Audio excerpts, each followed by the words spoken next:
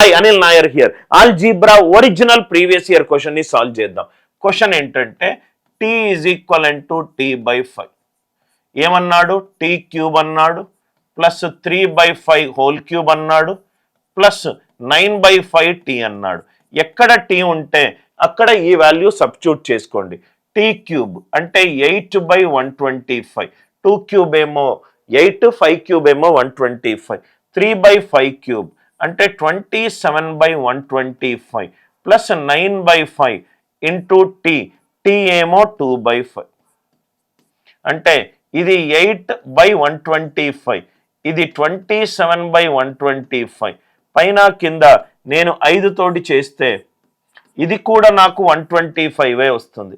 9 2s are 18, 18 5s are 90 అంటే 90 plus 27 117, 117 plus 8 125, 125 by 125.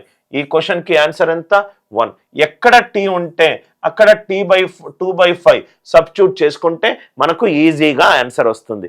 Concept నచ్చినట్టు అయితే వీడియో లైక్ చేయండి, షేర్ చేయండి, ఛానల్ని సబ్స్క్రైబ్ చేసుకోండి.